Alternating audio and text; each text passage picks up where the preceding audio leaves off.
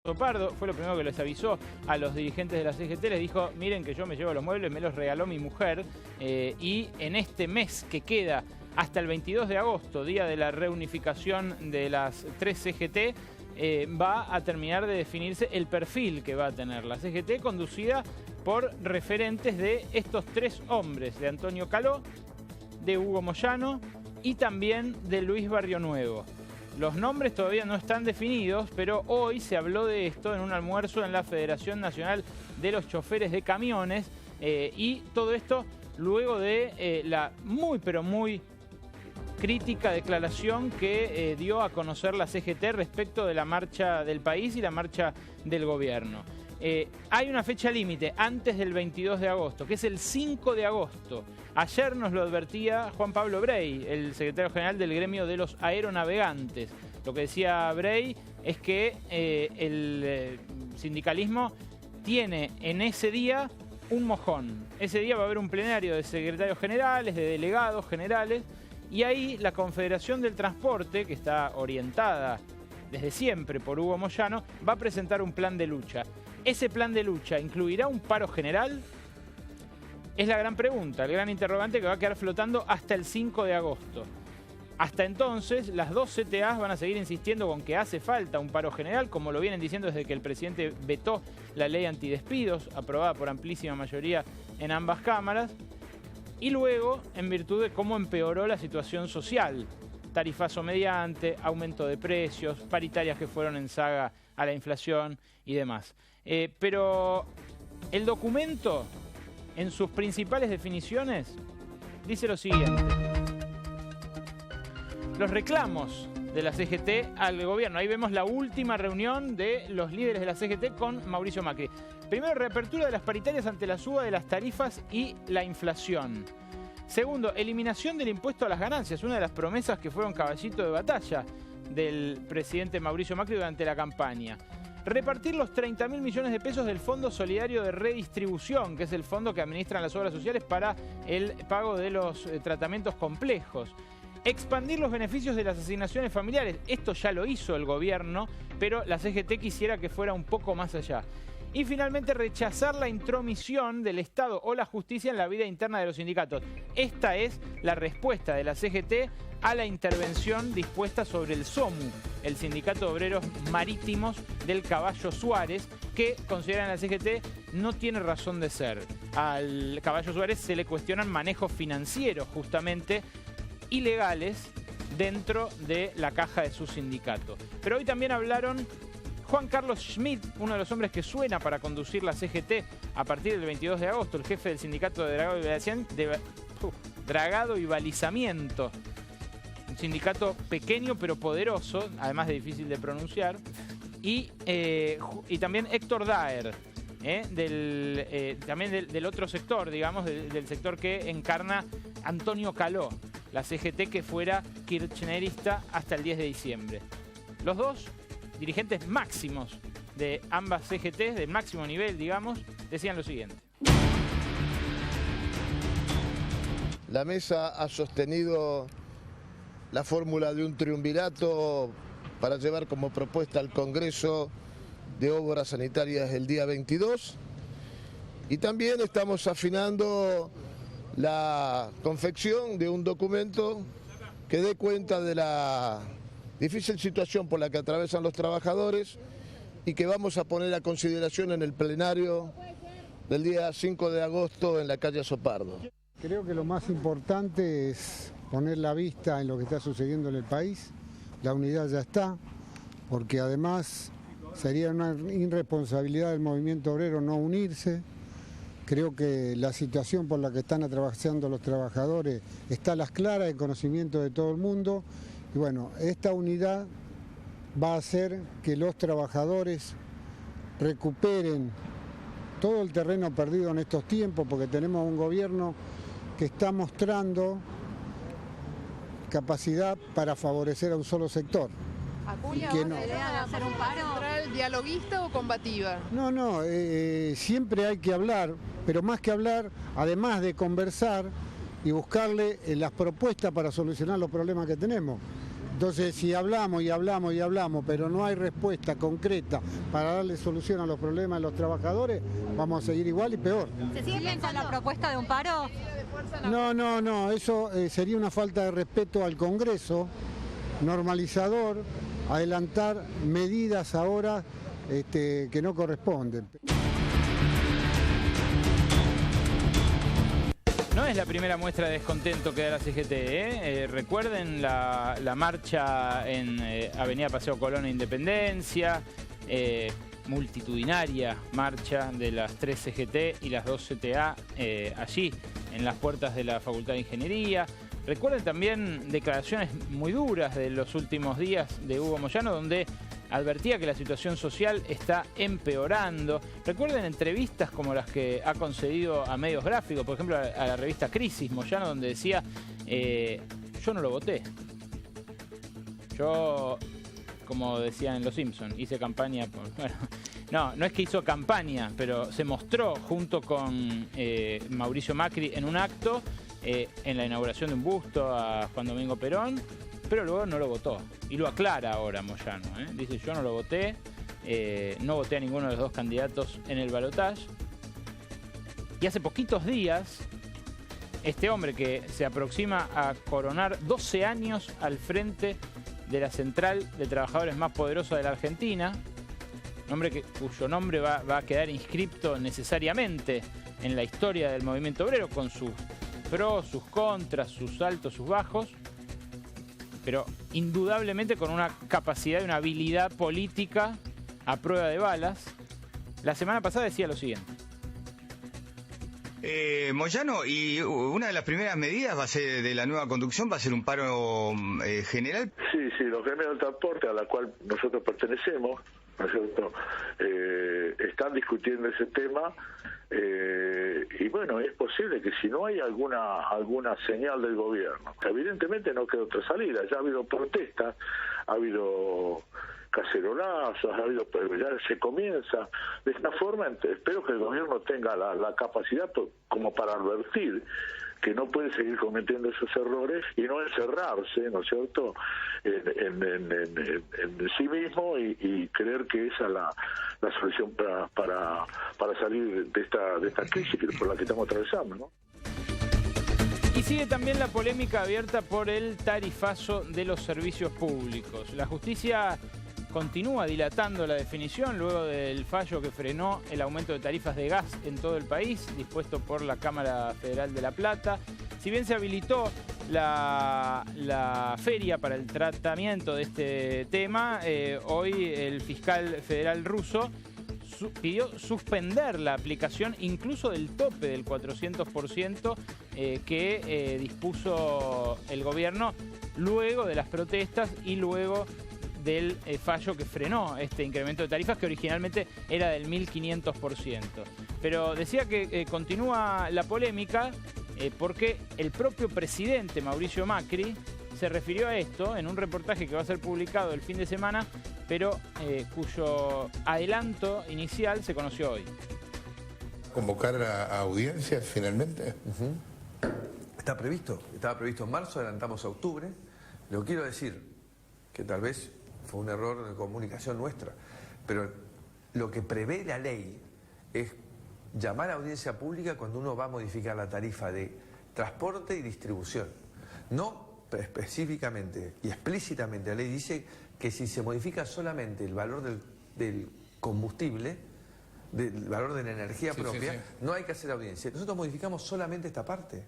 Entonces, con la vocación igual hay una demanda de la gente del tema de las audiencias. Por supuesto, y nosotros tenemos la vocación. Que se le explique al público por qué cuesta tanto. Absolutamente. Y nosotros tenemos que explicar y desarrollar la paciencia al infinito para que este diálogo sea fructífero. Que tal vez fue un error de comunicación nuestra. Bueno, primero, lo saludable es que el presidente esté dando reportajes, entrevistas a medios de comunicación para discutirlo. Si bien lo hace todavía solo con los medios más complacientes, pero está dando reportajes. Además acusó recibo, ya no responde con un Snapchat con nariz de payaso. Responde con algo a al señalamiento, a la pregunta de qué pasó con este tarifazo que generó tanto descontento social y que además es verdaderamente impagable. Ahora, ¿fue un error de comunicación? Un error de comunicación de las empresas cuando nos mandaron las facturas y le pifiaron al número, un error de comunicación de Aranguren cuando dio las conferencias de prensa, o el error fue lo que se comunicó. Porque algunos, yo personalmente, quizás, Mariano Hamilton, buenas noches. Quizás en esto no vamos a estar de acuerdo. Yo me aburrí de hablar de los medios en los últimos años. La verdad, me pareció que esa discusión se extendió más de lo que era aconsejable. Si bien existen los medios, son muy poderosos los grupos multimediáticos, pero me pareció que discutimos en círculos durante muchos años lo mismo. Ahora me da la sensación de que estamos discutiendo relaciones públicas o comunicación, cuando lo que deberíamos estar discutiendo es el fondo del asunto. Sin querer subtitular al presidente, mi sensación es que él se refiere específicamente a que no fue comunicado bien la magnitud de la crisis por la que atravesaba la Argentina. Esto es por lo menos lo que yo trato de entender. O sea, la gente recibió un aumento y no recibió un estímulo similar para saber qué era lo que estaba pasando con una supuesta crisis energética. Esto ahora lo vamos a abrir, por supuesto, al debate de nuestros invitados, que como siempre están representados de todas las tendencias, pero primero, para ver si fue un error de comunicación o si el error fue lo que se comunicó, vamos a ver cómo lo anunciaba el ministro hoy, ¿cómo decir?, más impopular del gabinete, incontestablemente, ¿no? Juan José Aranguren. La recomposición tarifaria que hemos definido, que significa un incremento en el costo de generación de 90 a 320 pesos y una recomposición tarifaria transitoria que implica un aumento en el valor agregado de distribución.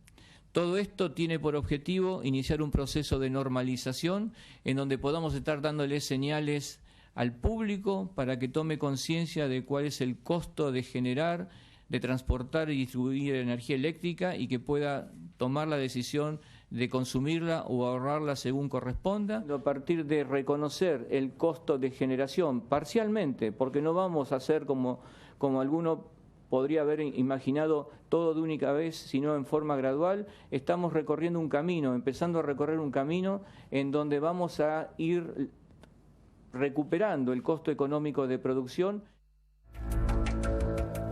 Esta fue la conferencia de prensa que encontró nuestro productor Fabricio Cardelli sobre los aumentos de electricidad. No hay una de gas porque no hubo conferencia de prensa para la de gas. Fue simplemente una resolución que tuvimos que interpretar los periodistas y que después empezó a regir con las consecuencias previsibles sobre las facturas de todos ustedes que nos están mirando. Pareciera que no fue un error de comunicación. Se intentó una vía de comunicarlo, se intentó otra vía. Pero en el fondo lo que causó el problema fue lo que se comunicaba. ¿Por qué hubo tantos reclamos en la justicia contra el tarifazo de gas y no tantos contra el tarifazo de la luz? Porque el de gas fue entre el 1000 y el 1500% y el de la luz fue de una cuarta o quinta parte de eso. ¿Por qué dice el presidente que no debió hacerse la audiencia pública para los aumentos del gas? Porque solo se incrementó el valor que se le paga en boca de pozo a las petroleras. Tiene razón el presidente. Eso, según la ley, no exige una audiencia pública. Sí la distribución y sí el transporte, pero lo que se le aumentó a las petroleras fue tanto, y como eso explica entre el 65 y el 80% de nuestras facturas, los incrementos fueron de hasta 15 veces. Y lo que cierra el círculo es, ¿de dónde viene el ministro de Energía, Juan José Aranguren? De una petrolera. Un economista que simpatiza bastante con el gobierno, pero que últimamente le viene pegando también bastante, porque a su juicio no ajusta lo suficiente, es José Luis Espert. Y hoy a la mañana dijo que el tarifazo ni siquiera empezó. Mi recomendación a la gente, por lo que se viene siendo realista, yo no te voy a vender humo, aunque suene muy antipático, ¿sí? Para que te vendan humo, hay decenas de economistas que están alrededor de los políticos, los que están en el gobierno. Yo no te vendo humo, aunque me equivoque. Pero si nos hemos quedado sin energía, el tarifazo ni empezó todavía. Si nos hemos quedado sin energía, el tarifazo ni empezó todavía. ¿Ok? Wow. Ni empezó. Ahora, tremendo, y aunque no siga el tarifazo, cuidado, aunque no siga el tarifazo, no pidamos que la inflación vaya a bajar, porque acá, como no hay nada gratis en economía, todo lo pagás. Expert no es del PRO.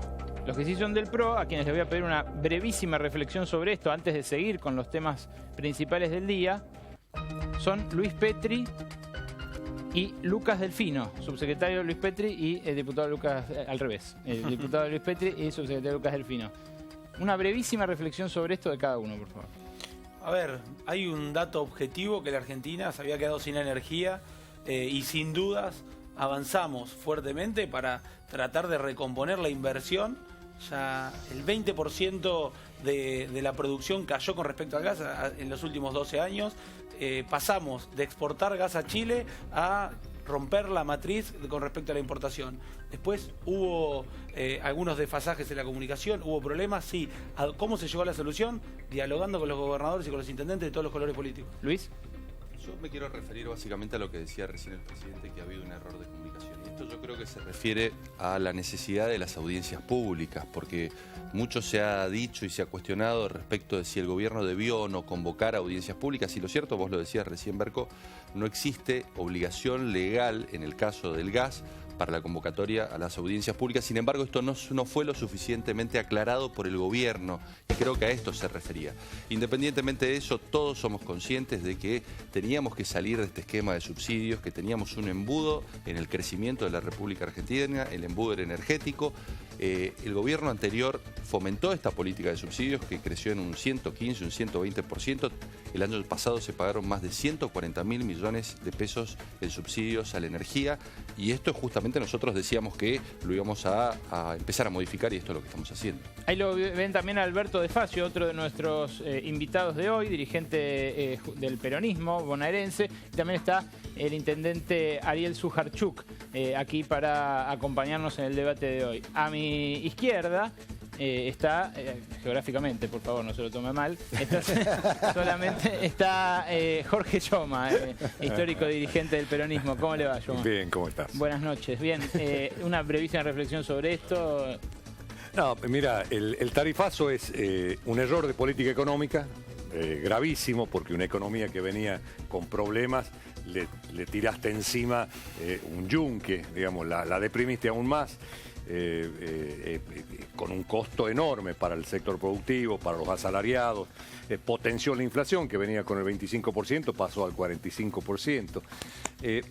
Es ilegal, absolutamente ilegal, porque esto de que no hay una obligación legal de la audiencia pública, no es tan así. La Constitución puso una vara muy alta en el derecho de los consumidores y de los usuarios. El problema es que la Constitución obliga a que los entes reguladores tengan presencia las organizaciones de usuarios y consumidores. Como está intervenido el Enargas, es decir, que los usuarios y consumidores no participan del ente regulador, tiene que haber audiencia pública. No hay manera de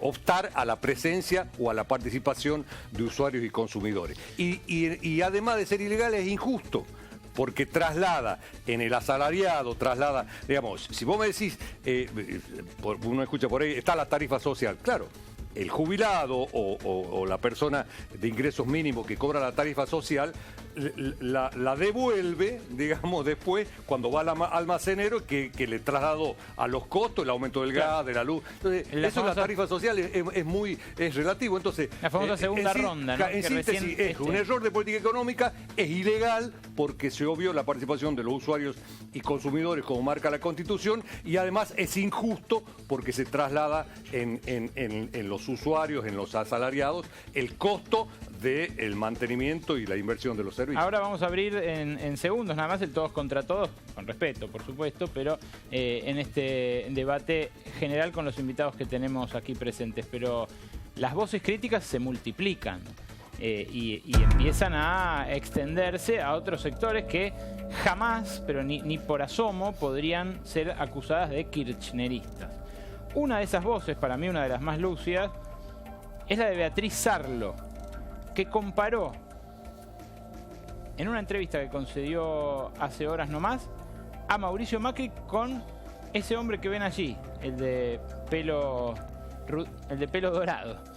Donald Trump, quien es posiblemente el próximo, puede llegar a convertirse, me cuesta decirlo incluso, pero puede llegar a convertirse posiblemente, por favor, en el próximo presidente de los Estados Unidos. ¿Cómo lo decía Sarlo? Así.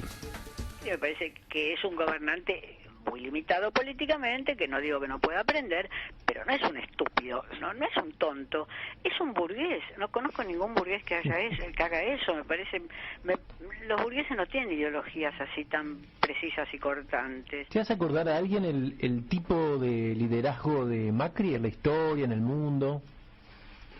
A mí no me hace acordar a nadie. Cuando yo veo políticos de partidos de centro-derecha, bueno, veo políticos que tienen un pasado político, que no salen de la empresa para ir a gobernar una ciudad y de una ciudad a gobernar el país. Los políticos que tenemos ahora salen de otra parte, es decir, son gerentes de, no sé, de la Ford, de la Chevrolet, de Tibana Aerolíneas, no en las grandes escuelas, no en las grandes universidades, sino en las empresas. Una vez más le vamos a mostrar al mundo. O contra.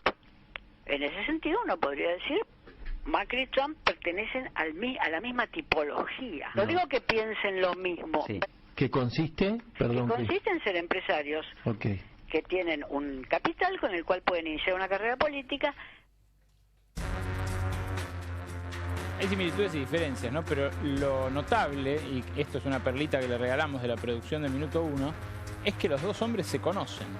Y han hablado, fíjese, la imagen es de archivo de larga data. Macri todavía usaba los bigotes reales, no los de Freddie Mercury. Decía lo siguiente de Trump y Trump decía lo siguiente de él. You give Macri my regards, the whole family. Okay, thank you very much. Great guy, he should win. Great guy, he should win. You put that on your camera. Where's your camera? Here? This is my camera. He's a great guy. See that? He should win. He's fantastic. Con un tipo muy importante para cerrar un negocio. ¿Es cierto esto o no? Sí. El tipo se llama Donald Trump. Y después quedamos amigos. Donald Trump. Quedamos amigos. Te fijas que voy a Nueva York, lo visito, voy a comer con él, con la mujer. Por lo menos estamos cubiertos, ¿no? En ese sentido. El cliente mejor que sea amigo, ¿no? Ahí está, el pragmatismo peronista. La verdad que eso me trae, algo de alivio me trae. ¿A ustedes cómo les cae? No, pero son muchas las diferencias que existen entre Mauricio Macri y Donald Trump. Primero que Mauricio Macri tiene un pasado político. Se inició en Boca Juniors, pero posteriormente fue diputado nacional, 2 veces electo jefe de gobierno de la ciudad. Digo, tiene antecedentes políticos, tiene antecedentes de gestión antes de llegar a la presidencia. La verdad que Donald Trump es un desconocido en el mundo político, sí es muy conocido en el mundo empresario, y muchas de sus declaraciones han sido muy desafortunadas. Cuando él declara que sabe construir muros y que va a construir un gran muro para separar a Estados Unidos de América con México, nos remonta a épocas oscuras, a la caída del muro de Berlín, digo, y estas son cosas que me parece que tenemos que repudiar o al menos rechazar desde la dirigencia política, este sectarismo que evidencia el discurso y esta extrema derecha que evidencia el discurso de Donald Trump. Pero sin lugar a dudas las diferencias son notables. Ahora, Lucas, ¿cómo le juega, cómo le puede influir al gobierno en su perspectiva electoral el hecho de que alguien como Sarlo, que insisto, al kirchnerismo le ha dicho de todo menos lindo, los compare de esta manera a estos dos personajes? Pienso que es un reduccionismo de la política muy grande. Como bien se mencionó recién, el presidente Mauricio Macri transformó la ciudad de Buenos Aires en los últimos 8 años y logra la presidencia con un partido nuevo, un partido que hace muy poco que está en la escena pública de Argentina, incorporando un frente, un partido centenario como el radicalismo, y logra no solamente la presidencia, sino también ganar la provincia de Buenos Aires. Y lo que se ha hecho en estos 6 meses es reordenar un estado devastado.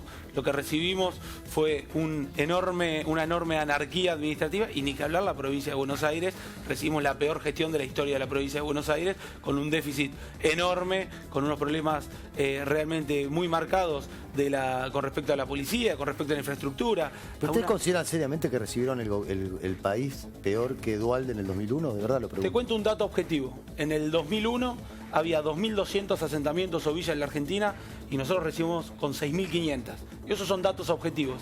O sea, están peor. O sea, el país está peor que en el 2001. No, yo te digo que la conflictividad social, la situación sigue siendo igual de delicada que en ese momento.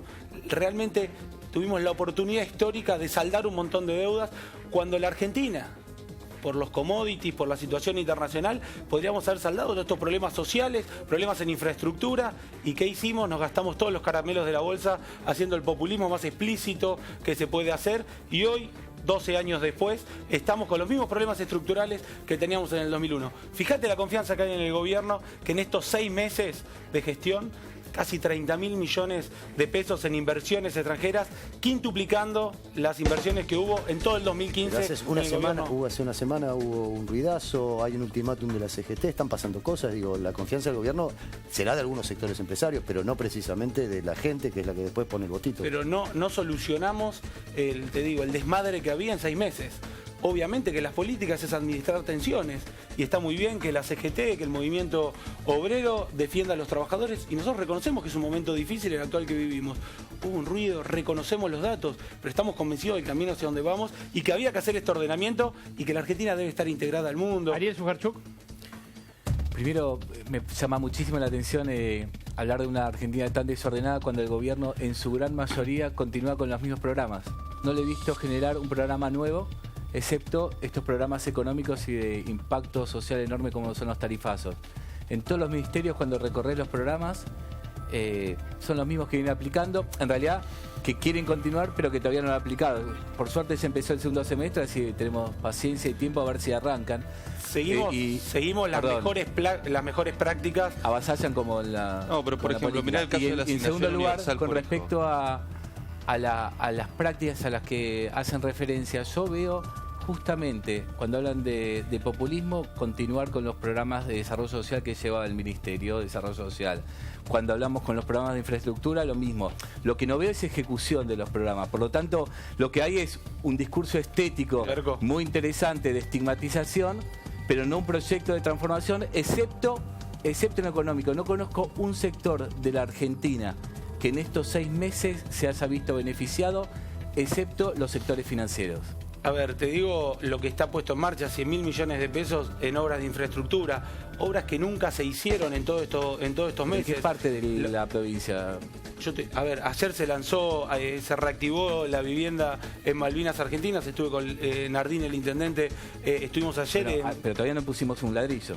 Ayer en 3 de febrero se hizo un plan de hábitat de 150 millones de pesos, Aguilares en Tucumán, la construcción... un ladrillo, Lucas? Sí, están funcionando las máquinas. Si querés, te invito a que veas mi Twitter. No, me encantaría que vengan a Escobar. A ver, lo que digo es, firmamos para iniciar la obra de Salado. 8 años, 12 años manejando la provincia de Buenos Aires, el Salado sigue con los mismos problemas, la cuarta etapa se firmó 1.800 millones de pesos. Digo, el país se está poniendo en marcha, ¿se hace de un día para el otro? No. Tenemos la capacidad, acá recordemos cómo se había estigmatizado el gobierno de Mauricio con respecto a los programas sociales, que los iba a sacar, que hace cualquier cosa, los ampliamos, los mejoramos, pero ¿sabes cuál es el tema? No tenemos bolsos revoleando los conventos y las obras de infraestructura van a llegar a la gente. No, lo tienen en Panamá. No, eso es un problema de Bajamonte. Eso ustedes lo tienen en Panamá, tienen los fondos fuera del país.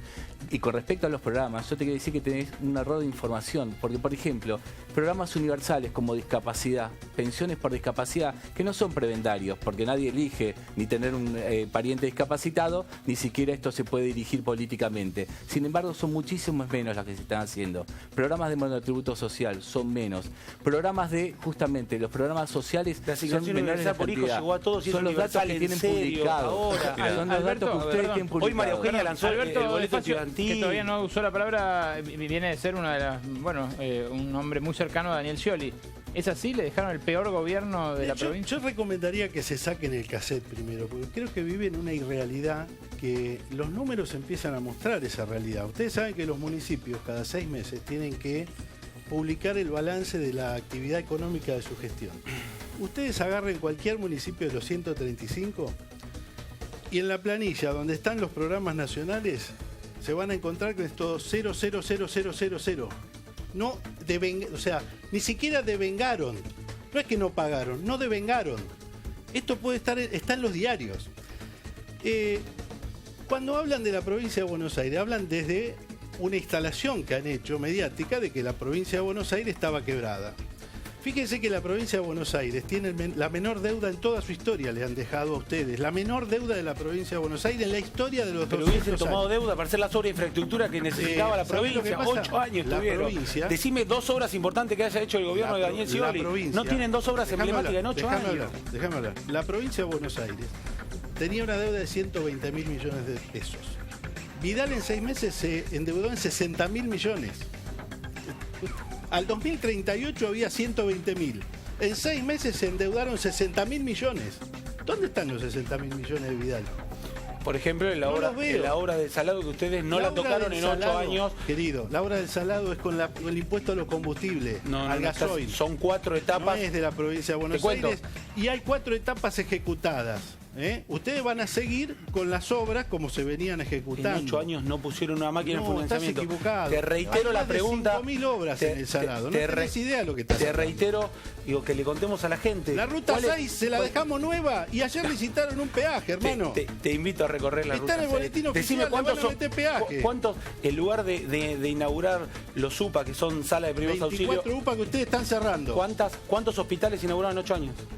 ¿Cuántos hospitales? No hicieron una obra. Yo soy bonaerense de Urlingan. Pero perdóname, pero vi que bien que va. Porque si hay algo, mirá, yo tengo un enorme... La Matanza. Alberto, perdóname. Valoro de la Matanza. Si hay algo que en la provincia de Buenos Aires todavía no saben con quién reemplazar, disculpame, si hay algo que en la provincia de Buenos Aires funciona mal, no un hospital y no lo inauguraron en La Matanza, uno solo. No, si hay algo que funciona muy mal en la provincia de Buenos Aires es la salud, pero realmente muy mal.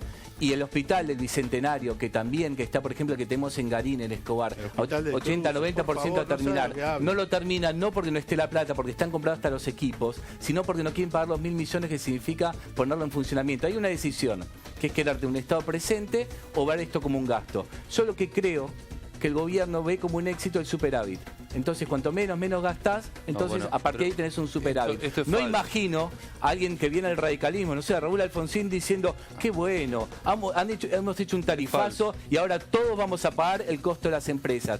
Yo te quiero contar que en Escobar, alguien que incluso es simpatizante de Cambiemos, tenía una empresa de fundición. Con el impacto, ahora esa empresa no es de fundición, está fundida. No hay ninguna posibilidad que una empresa de fundición con el impacto de la luz, no el del gas, pueda funcionar. Con el del gas no tiene ninguna chance. Por lo tanto, el impacto que hay sobre el sector industrial es gravísimo. Y te lo digo en un distrito donde nosotros tenemos 550 empresas. No es populismo, es una cuestión muy clara y concreta. Y después con lo social.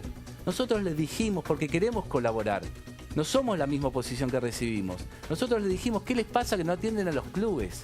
¿Qué les pasa que no atienden a los centros de jubilados? ¿Qué les pasa? Porque la tarifa social no llega al conjunto de la gente. Esto lo saben, lo dice Carolina Stanley, lo dice el Colorado McAllister. Y después se encuentra con un Aranguren que parece que lo único que ve es un Excel frente a los ojos. Entonces de ahí no se sale. Porque vos conocés bien, sos del conurbano, que los sectores vulnerables no le podés ir a pedir el balance al día para que te pongan la tarifa social. Y eso es lo que están haciendo, cerrando los grifos de la ayuda social, de la discapacidad, de los sectores vulnerables, concentrando a la economía y no entendiendo que este impacto social, este impacto tarifario, además les afecta en los comercios, en la industria y en todos aquellos que habían alguna capacidad de ahorro. A ver, digo, el país que ellos plantean, el populismo que yo vengo hablando, dejó la Argentina con 30% de pobres, 1,5 millones de personas que se incorporó al Estado en los últimos 10 años, una economía... ¿Cuántos millones de pobres? ¿Cómo? ¿Cuántos millones? 30%. Sacate el cassette, sacate el cassette. Ahora vos decís que ahora hay menos pobres no, te digo que se toman las en estos 6 meses hay menos pobres que antes. No te discuto el número. Pero en estos 6 meses más que dejaron el 30% de pobres. No, ni loco, no. Porque vos tomás los mismos datos. A ver, lo que yo digo... Tomemos un parámetro único y unifiquemos. La UCA, por ejemplo. La UCA decía 29% al final del kirchnerismo, 34,5% ahora. Yo lo que digo que obviamente... A ver, hay que tener en cuenta que se produjo una devaluación. Pensemos, por ejemplo, en el gobierno de Duhalde, cuando salimos de la convertibilidad, más del 50% de las personas quedaron bajo la línea de pobreza. Y esto es real. En una economía de transición, como la que estamos viviendo, pues estamos saliendo de un modelo económico que estaba totalmente agotado, que le había cerrado las puertas a nuestras economías regionales para que vendieran al mundo, que no generaba empleo, que teníamos un embudo energético. Ahora estamos recomponiendo y sincerando la economía. Y es real que estamos en una situación que quizás en donde hemos tenido que tomar medidas difíciles. Pero la verdad es que durante 10 años, en donde gozaron de precios de commodities altísimos, no solucionaron los problemas de desempleo porque el empleo privado no creció, creció el empleo público, no solucionaron el problema de inflación, la inflación siguió creciendo y la negaron sistemáticamente, la pobreza aumentó y ahora sí, es verdad, ustedes reconocen los indicadores de la UCA, nosotros los venimos reconociendo desde hace mucho tiempo y no los desconocemos ahora, estamos sincerando la economía. Y cuando, déjame que te diga algo, déjame que te diga algo, déjame que te diga algo. Y nosotros estamos incrementando la inversión social en un 43%. A ver, estamos incrementando la inversión social en un 43%. Las asignaciones universales por hijo, más las jubilaciones, ya tienen una inversión de 28.000 millones de pesos. La exención de IVA de los productos de la canasta básica a los sectores más vulnerables supone una inversión por parte del Estado de 20.000 millones de pesos. Le vamos a devolver a las provincias 30.000 millones de pesos que ustedes habían negado y además le vamos a pagar a los jubilados, con los cuales ustedes jugaron con el tiempo, más de 75.000 millones de pesos para que cobren jubilaciones volvimos dignas. A discutir a ser un país federal. Digo, el gobierno nacional y popular que se fue en diciembre nunca reconoció el derecho de los jubilados y suspendió todos los juicios y nosotros los vamos a pagar todos los juicios. Jorge Yoma, en ese momento el del ajuste cambiario, el del salto evaluatorio de Eduardo Duhalde, usted ya era una figura política de relieve. Sí, estaba en el Senado. Estaba en el Senado de la Nación. Sí, sí, sí. Este año nos aproximamos a tener una inflación de más que aquel 40,9% del 2002. Y lo dicen los indicadores oficiales. Digamos, ¿Qué enseñanza podemos sacar de Mira, yo he sido muy crítico, y es público, de lo que fue, por lo menos, la última etapa del gobierno de Cristina. Desde el peronismo he tenido una posición muy crítica. Ahora, lo que es claro es que la crisis del 2001 estuvimos al borde de la disgregación como país. Las herencias no son comparables. No, para nada, absolutamente. Digamos, esto es una economía en problemas que tomaron medidas lamentablemente muy desacertadas que hoy, y generaron una crisis, digamos, una economía que venía en problemas, se generó una crisis como consecuencia de fundamentalmente el aumento de tarifas, pero además que hoy no lo defiende nadie, digamos, son los propios funcionarios, los propios ministros. Yo le escuché a Frigerio, a Pradgay, a los propios ministros diciendo nos equivocamos, nunca pensamos que iba a tener este impacto. Entonces, digamos, hoy defender al tarifazo no quiere decir que fue un error de comunicación, digamos, es volver atrás de lo que el propio gobierno reconoció, nos equivocamos. Bueno, si se equivocaron, tienen que corregirlo urgente porque la economía está parada. Lo que dice el compañero intendente en Escobar está pasando en toda la Argentina. En La Rioja esta semana las 2 fábricas textiles suspendieron por 30 días a más de 500 trabajadores textiles por el costo enorme de la energía y por la caída en las ventas. ¿Qué fábrica? El Ritex. Que es enorme. Sí, gigantesco. Que es gigantesco. Suspendieron 400 y pico de trabajadores y se habla de otras suspensiones más. Trabajadores de sector del cuero también, que están pidiendo los programas de repro, porque si no tienen que cerrar. Toda la economía, digamos, cuando se habla de economía regional, se dice, hemos bajado las retenciones a la soja. La soja no es economía regional. Bueno.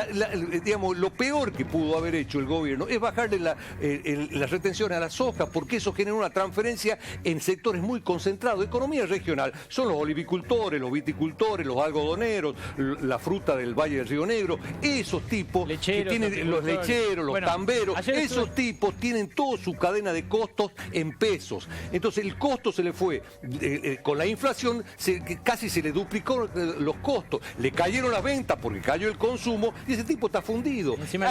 Y encima, claro, no puede exportar, obviamente. Y le está entrando importación. Digamos, el circuito económico está en grave problema. Entonces, en este escenario, pensar que va a haber una reactivación de la economía y que va a haber inversiones, nadie viene a invertir en una economía deprimida. Petri, solamente vienen los capitales a hacer bicicleta, pero nadie te viene a una inversión productiva en un mercado que no funciona y en una economía deprimida. Entonces hay que volver a incrementar y a activar el consumo popular. Esta mañana leía declaraciones de Pepe Mujica, del gran presidente uruguayo Pepe Mujica. Y Pepe decía algo muy claro que la verdad que me llegó. Dice, cuando yo escucho que me dicen populista me pongo contento, porque sé que es porque estoy distribuyendo la riqueza. Esta es la definición que tiene Pepe Mujica. Y creo que el peronismo, con todos los errores que tuvimos y que nos hacemos cargo, el peronismo está para colaborar. Ahora, tenemos que marcar en lo que estamos viendo que la cosa no va bien. Digamos, cuando el peronismo está para ayudar, gobernamos los 2/3 de la Argentina junto con el gobierno, no somos oposición. El peronismo gobierna los 16 provincias de Argentina, gobierna la inmensa mayoría de los municipios. Estamos para sentarnos a gobernar con el gobierno. Lo que pasa es que el gobierno tiene que escuchar. Si viene un intendente y te dice, mira ministro, o mira secretario, se me están suspendiendo las fábricas, están cerrando los comercios, ese tipo lo tenés que escuchar. Digamos, si viene un gobernador de provincia y dice, me estás parando la obra pública, hermano, tengo un desempleo que, en el caso de La Rioja, que es lo que yo recibo todos los días, tenemos más de 3.000 desempleados solo en la construcción, porque pararon la obra pública, anunciaron el plan Belgrano y todavía no hay una sola licitación de ninguna obra. Permiso, Jorge. Quiero que conteste Luis Petri, pero permíteme una cosa, Petri, antes. Vos sos de Mendoza. Mendoza. Bueno, ayer estuve en la exposición rural, que dura hasta el sábado que viene, la va a inaugurar oficialmente Macri el sábado que viene. Se vive una situación dual, una especie de grieta ahí también, porque hay prosperidad en los exportadores de granos, en los ojeros que les bajaron las retenciones, y un drama en las economías regionales que incluso se manifiesta ahí, que es una fiesta. La Solando Argentina, que en otra época, bueno, en Mendoza no hay mucha lechería, pero sí en Santa Fe y en Córdoba. La Solando Argentina, que en otra época había pabellones enteros de 200 animales, este año hay 7 nada más. ¿Las economías regionales de Mendoza están levantando o es como dice Jorge? Empiezan a levantar y además tienen muchas expectativas. Digo, teníamos un dólar deprimido, esto nos quitaba competitividad en los mercados internacionales. Nosotros lo vivíamos con el vino, mucho del vino que elaborábamos se destinó a consumo interno y empezamos a perder mercados con países vecinos como Chile.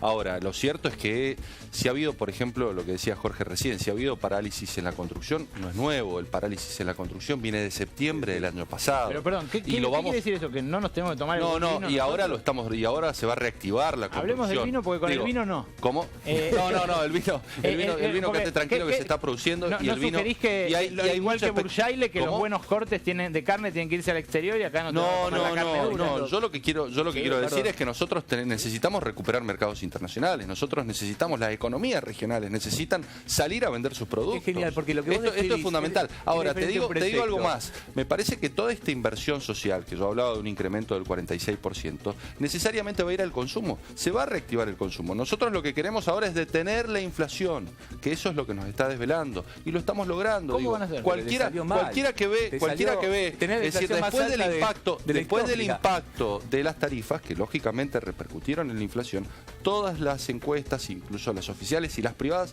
dan incluso menos inflación que el propio INDEC. Y vamos a detener la inflación porque la inflación aumenta por las expectativas inflacionarias, por la emisión monetaria, algo que no estamos haciendo, y por lo tanto nosotros creemos que en definitiva en este segundo semestre las expectativas inflacionarias van a bajar significativamente. Fíjate lo que es la diferencia en proyecto. Vos valorás que se exporten los vinos, nosotros valoramos el consumo interno. Esencialmente, yo conozco bien... Mataron la vitivinicultura. ¿Querés que te diga algo? ¿Querés que te diga algo? Intolerancia para escuchar. Reventaron la vos no podés escuchar 30 segundos. Sos tan autorreferente, No. entonces tenés paciencia. Nosotros valoramos el consumo interno como prioridad. Yo conozco bien la economía regional de Mendoza, especialmente la vinicultura. Lo trabajé como subsecretario. Las grandes bodegas exportan y también tienen, pero los pequeños productores, esos que arrancan con el vino casero, después tienen el vino artesanal y van creciendo a medida que pueden producir más y más litros, esos vendieron en la economía interna.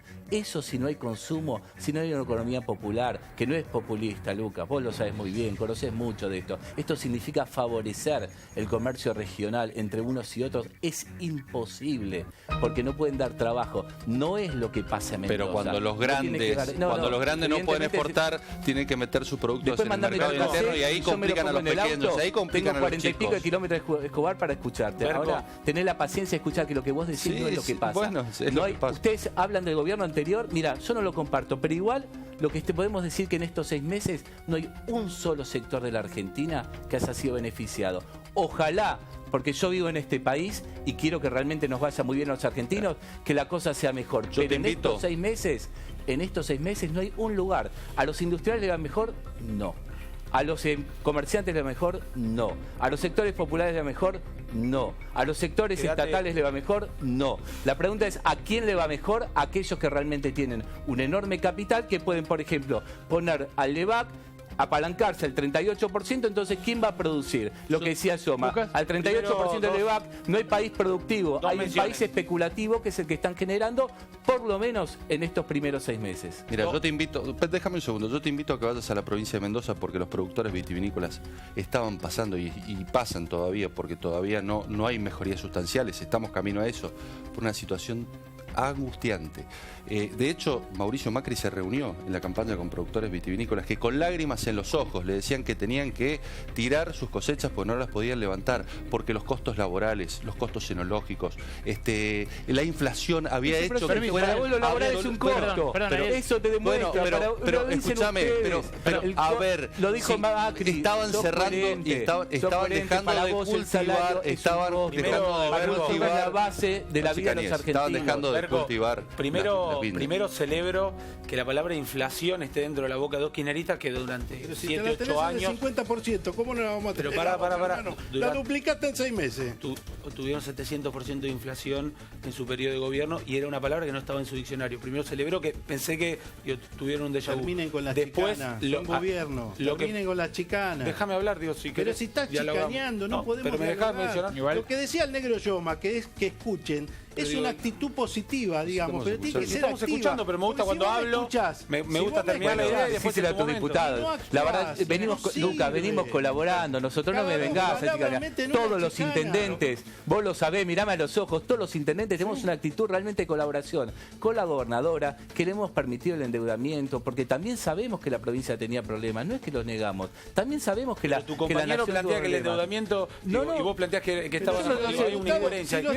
Cierro el tema. Ahora, si nosotros colaboramos, lo que estamos discutiendo es el resultado. Pero después de esta colaboración, no se hablen encima, por favor. Dos temas se endeudan, pero nos siguen debiendo plata a los municipios. Dos temas centrales. Obra pública. Se plantea que hay un problema y es verdad. Pero ¿sabes que durante el 2015 el 50% de los certificados de obra pública no se tocó? No por el gobierno. ¿Vos sos historiador o gestión? No, pero pará, tío, ¿por qué hoy no se impacta? Pero parecés un gran historiador de una biblioteca que yo nunca leería. Pero la verdad, sos un buen historiador, pero ahora es de los últimos 6 meses por la situación actual. Soy mi subsecretario de Asuntos Municipales. Yo te estoy preguntando cómo resolver los problemas cotidianos, en mi caso del conurbano bonaerense, pero para vos de toda la República Argentina. Está claro, y te digo, como nosotros reconocemos que hay mucha vocación de diálogo y de consenso por parte de intendentes del conurbano, como es tu caso, por parte de gobernadores, que el tema del tope de la tarifa social se resolvió discutiendo con los gobernadores de las provincias.